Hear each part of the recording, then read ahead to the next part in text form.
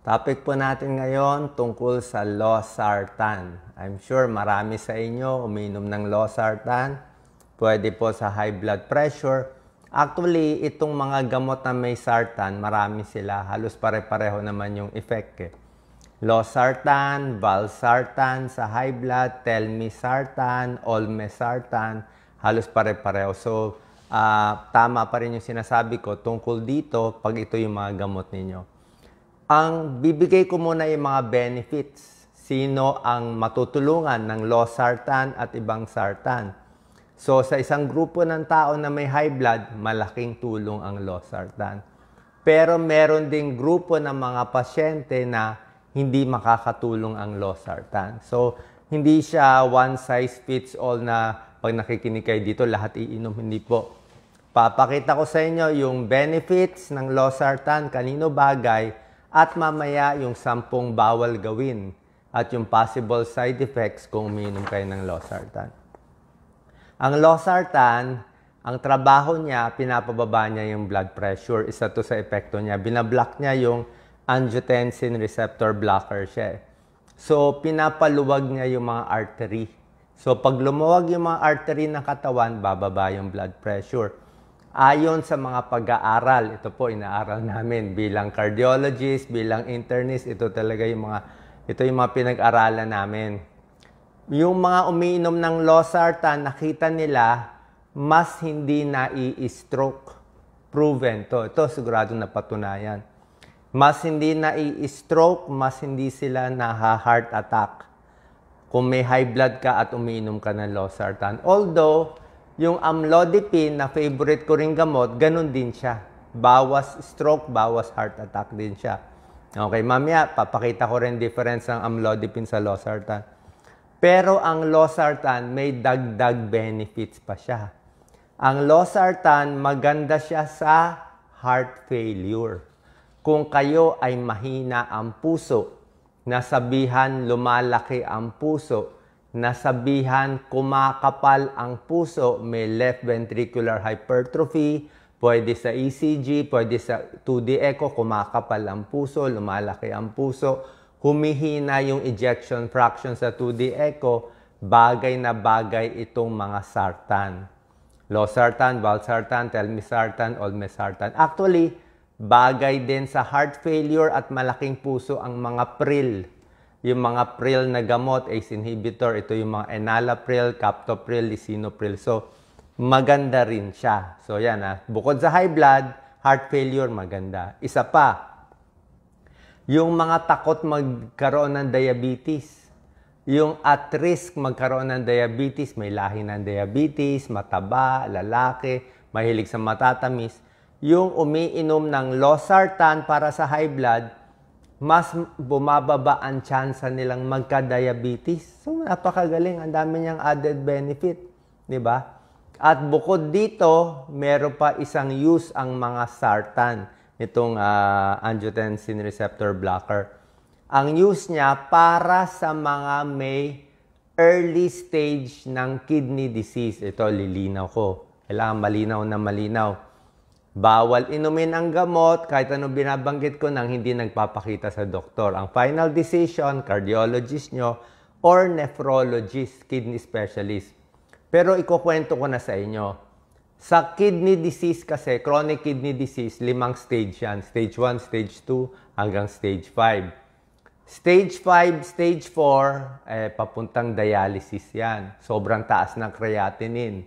Stage 1, stage 2, early pa lang yung kidney disease. Baka konting taas pa lang ng creatinine, konting protina pa lang lumalabas sa ihi. Chronic kidney disease, stage 1, stage 2. Itong early stage, posible, ulitin ko, posible matulungan ng mga sartan. Pero ang nephrologist nyo lang po ang pwede magbigay. So kung meron kayong chronic kidney disease, early stage, stage 1, stage 2, punta kayo sa nephrologist nyo, baka lang bigyan kayo nitong mga losartan, valsartan, or telmisartan, either doon. Pero siya po magdi-decide. Actually, minsan nga, kahit walang high blood, binibigyan nito para sa kidney disease. Pero tulad na sinasabi ko, hindi kayo pwede iinom ng basta-basta kasi sobrang sensitive at mahirap ang pagbigay. Ito yung mahirap sa pagdodoktor. Hindi siya basta-basta lahat ng pasyenteng may chronic kidney disease bibigyan ng losartan, mali po yun. Hindi. Ang gagawin ng nephrologist nyo, kung stage 1, stage 2 chronic kidney disease, baka bigyan ka ng isang sartan, susubukan ka nitong isang losartan or ibang sartan. Pag binigyan ka niya, siguro in 1 to 2 weeks, uulitin yung creatinine mo. Pag yung creatinine mo bumaba, gumanda, ay baka ituloy-tuloy yung losartan. Pero may tsansa din, pag binigyan ng losartan ang chronic kidney disease stage 1, stage 2, pwedeng lumala. Pwedeng tumaas ang creatinine, pwede din mag-kidney failure. So, sino makakaalam kung yung stage 1 kidney disease mo ay lalala o bubuti with losartan? Actually, walang makakaalam, kaya nga siya trial eh. Pero basically, sa mga pag-aaral, parang mas panalo. Parang mas panalo kaysa talo. Kaya sinasabi ko sa inyo, mahirap siya. Okay? Pero sa high blood lang, kung high blood lang issue nyo, pwede losartan. Kung ang issue nyo lang, malaki ang puso, mahina puso, pwede losartan. Takot sa diabetes, pwede rin losartan. Okay? Ngayon naman, ano yung mga bawal gawin? Ano dapat ingatan? Okay? Habang sinasabi ko 10 iingatan, makikita nyo na rin yung mga side effect ng losartan at kung ano rin yung talo niya. Okay? Meron din siyang mga ibang kahinaan. Okay? Ano yung kahinaan ng losartan? Ang kahinaan niya is mas mahina siya magpababa ng blood pressure kumpara sa amlodipine. Kumbaga, pag nag-boxing tong dalawa, pag naglaban ng losartan sa amlodipine, nag-boxing sila, pampababa ng blood pressure, laging panalo si amlodipine. Si amlodipine kasi, 24 hours ang epekto, tsaka malakas. Panalo siya ng mas nabababa niya yung mga super high blood, matigas ang blood pressure, ayaw bumaba, diba? Mataba, matigas ang ulo, amlodipine para tulog yung high blood mo, makontrol. Losartan, nakokontrol din yung high blood pero mas mahina. Isa pang problema sa losartan. Sa losartan, after 12 hours, medyo hihina na epekto niya. Uminom ka sa umaga, after 12 hours, sa gabi, medyo mahina na. Pagdating ng 24 hours, kinabukasan, ang epekto, uminom ka ng umaga ng losartan, gabi, mahina na epekto. Ibig sabihin, mahina na control sa blood pressure. Paggising mo next day, 24 hours, ang epekto na lang ng losartan mo, 25%. So, medyo mahina na. Hindi katulad ng amlodipine, ininom mo kunwari sa umaga, hanggang gabi, hanggang kinabukasan, meron pang epekto kasi mas malakas siya. Pero, on the other side, sinabi ko nga sa inyo, may added benefit naman yung losartan, di ba? Malaki yung puso, iwas diabetes. So, ito yung mga 10 dapat ingatan. 10 dapat bawal gawin sa uminom ng losartan. Number 1, hindi pwede tigil bigla. Okay? Lahat naman gamot sa high blood eh. Kasi pag tinigil mo bigla, walang paalam sa doktor, after 2 to 3 days, pwedeng tumaas. Although wala naman siyang rebound effect. Hindi yung pag tinigil mo may mangyayari sa'yo. Ang mangyayari lang, tataas lang yung blood pressure. Pero otherwise, wala naman talagang epekto mangyayari. Ang bawal itigil agad yung gamot na metoprolol. Yung mga olol. Ako, naka-metoprolol ako eh. Maganda yung metoprolol, mahina sa blood pressure, pamparelax, mabilis ang heart rate. Pero ang metoprolol at yung mga ibang olol, atenolol at iba pa, pag tinigil mo, imbis na bumagal ang heart rate mo, lalong bibilis. May rebound, parang nasanay ka na sa metoprolol, binababa yung heart rate mo, tinigil mo bigla ka magpapalpitate. So, dahan-dahan ang tanggal. So, wag lang biglang itatanggal. Ipaalam muna sa doktor. Number 2, pag naka-losartan, bawal uminom ng alak. Alak kasi nakakalasing, nakakasedate, at yung alak, nagpapataas ng dosis ng losartan. So, kung nakainom ka ng losartan, uminom ka ng alak, baka sumobra lakas yung epekto ng losartan, ma-low blood ka naman. Kasi uminom ka ng alak eh. Alak, bawal din sa amlodipine. Alak, bawal din sa antidepressant. So, sobrang alak, hindi rin maganda. Kasi dumadaan siya sa liver, sa atay. Losartan sa liver din dumadaan. Sa liver din nagme-metabolize. Number 3, ang isang side effect ng losartan, actually, pwede mo sabihin good side effect. Magugulat kayo dito, hindi nyo pa alam to. Isang side effect ng mga sartan, nakakataas ng potassium level. Actually, maganda nga dapat mataas potassium, di ba? Maraming kababayan natin, low potassium eh. Pero syempre, aware tayo, pag naka-losartan, pwedeng tumaas ang potassium. Ibig sabihin, kung meron ka pa ibang iniinom, baka umiinom ka pa ng potassium supplement, o meron ka ibang potassium na iniinom para sa ibang sakit, tapos naka-losartan ka, baka sumobra taas ang potassium. So, bantay lang sa potassium kasi delikado yung mababang potassium, delikado din yung mataas. Aware lang na losartan, nagpapataas ng potassium. Pero sa normal na tao, okay lang dapat yun eh. Minsan gusto pa nga natin na tumataas yung potassium. Number 4, yan, number 4, huwag maging dehydrated. Diba, lagi ko sinasabi sa inyo, inom ng maraming tubig, 8 to 10 glasses tubig sa isang araw, diba? Bakit ko sinasabi tubig? Isip natin, tubig para sa kidney, tubig para sa mukha, tubig, ano ba? Kasi pampalakas, di ba? Para sa tiyan, tubig. Pero ang tubig, pag umiinom ka ng mga gamot, kailangan mo rin maraming tubig. Pag maraming tubig kasi, yung liver natin, para gumana yung atay natin, kailangan din maraming tubig eh. Para umandar yung function niya. Pag dehydrated ka, okay, kulang ka sa tubig, diba? Pwedeng bumaba blood pressure mo. Nainitan ka, tapos naka-losartan ka, baka ma-low blood ka masyado. Baka magulo yung electrolytes mo. Okay, yung sodium, potassium mo, baka sumobra, baba. Diba? Nagtatai ka, dehydrated, nag-losartan, baka ma-low blood. Isa pa, number 4, mga senior. Okay, very important. Mga senior, 60 years old and above, usually, ang pag-process ng losartan mas mabagal. Ang pag-alis ng losartan sa katawan mas bumabagal. Senior na kasi. Kaya, ang dose ng senior parang mas malakas epekto sa kanila. So, in short, pag naka-losartan ka, 50 mg sa batang edad, 50 mg sa batang edad, baliwala. Pero edad 70, binigyan mo losartan, 50 mg, baka mas malakas konti. Mas alaga sa senior, mas hinay-hinay. Number 5, bawal na bawal gawin. Kung umiinom sa losartan, ito bawal na bawal gawin. Bawal magbuntis.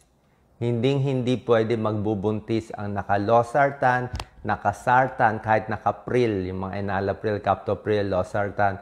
Bakit? May siguradong masamang epekto sa baby. Okay? Kaya kung bata pa kayo, magbubuntis pa, ibang gamot na lang inumin mo pang high blood. Mga amlodipine. Amlodipine kasi, medyo bawal din sa buntis, pero hindi ganoong kasama. May category yun eh. May category ng gamot sa buntis. A, B, C, D. A, category US FDA sa buntis, pwede inumin yung gamot. B, baka pwede inumin. C, medyo bawal inumin sa buntis. Category D, dog, bawal inumin. Ang losartan, category D. Ibig sabihin, bawal na bawal sa buntis. Nagpapadede, losartan, walang pag-aaral, pero hindi na rin natin sinasadya. So, ibang gamot pag buntis. Buntis na high blood, nifedipine, tsaka methyl-dopa, Aldomet, yun lang mga binibigay. Number 6, severe kidney disease, severe liver disease, bawal ang losartan.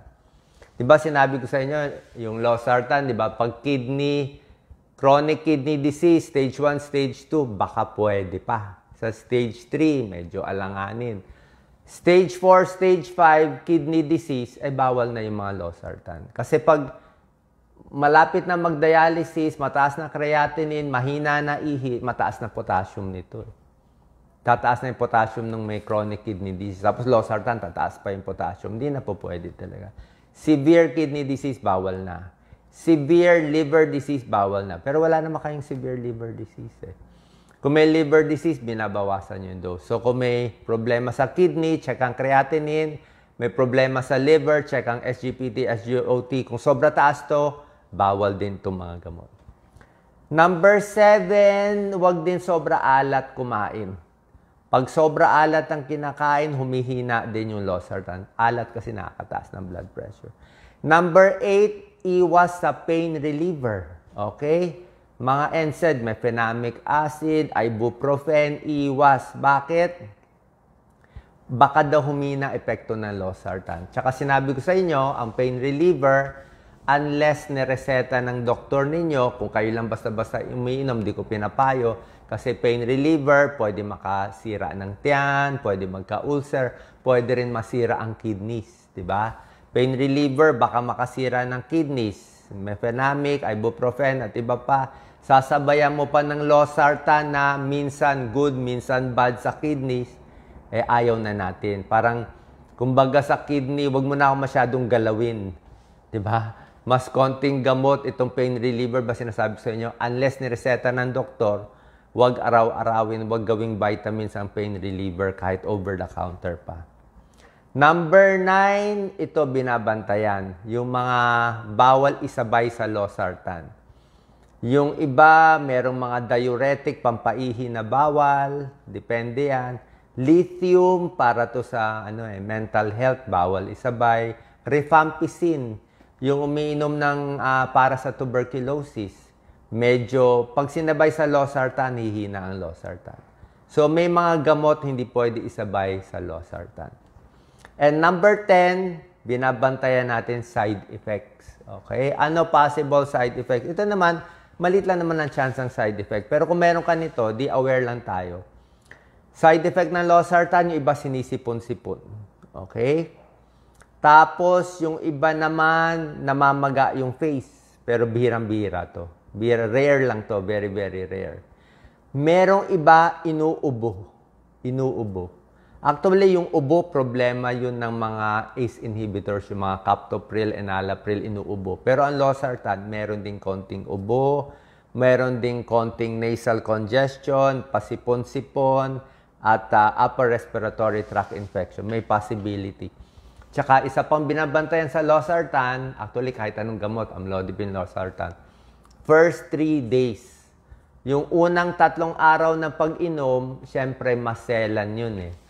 So, pag bago pa lang ang inom, gusto ko nga medyo mababang dosis, huwag muna biglang magja-jogging, magpapagod, magpapainit o tayo baba kasi nag-a-adjust pa yung katawan mo eh. Ang takot natin, baka sumobra baba ang blood pressure eh. Baka first dose, sumobra baba. Pero kung 1 week ka na umiinom, sanay na yung katawan mo, okay na yun. Pwede na siya tuloy-tuloy. Okay? So, first 3 days, binabantayan lang, baka bumagsak yung blood pressure. Pero otherwise, tuloy-tuloy na siya. Okay? So, I think naturo ko lahat ng kailangan nyong alamin sa losartan. Pwede may pagkain, pwede walang pagkain. Tulad na sinabi ko, first 3 days, ingat lang, baka mahilo, baka bumaba ang BP. Pero otherwise, tuloy-tuloy lang to. Pwede ba itigil yung gamot? Kailangan paalam nyo sa doktor na eh. Sabihin nyo, Doc, normal na BP ko, 130/80 na eh. Naka-losartan ako, naka-amlodipine ako. Titigil ko ba? Actually, hindi mo dapat itigil kasi normal nga yung BP mo. Kaya nga nag-normal yung BP mo, ito BP mo normal, 130/80. Kasi meron kang 2 gamot or 1 gamot. Pag tinanggal mo yung gamot, tataas ulit yung blood pressure mo. Kailan mo pwede itigil? Siyempre, papaalam mo sa doktor. Pwede mo itigil kung bagsak yung blood pressure mo. Kung bumagsak, kung 90/60 ka na lang, o sumobra baba. Ibig sabihin, nasobrahan, tsaka natin babawasan. Pero kung ang BP mo, 150/100, naka-losartan ka or naka-amlodipine ka, ibig sabihin, kulang ang dosis. And lastly, ano dose ng losartan? From 25 milligrams up to 100 milligrams a day. Yun lang ang dose. Ang availability, may 50 milligram tablet, may 100 milligram, pero 100 milligrams lang. Bawal lumampas sa 100, overdose. Okay? Pag hindi makuha yung high blood mo sa 100 milligrams ng losartan, dagdag tayo ibang gamot. Bawal i-overdose.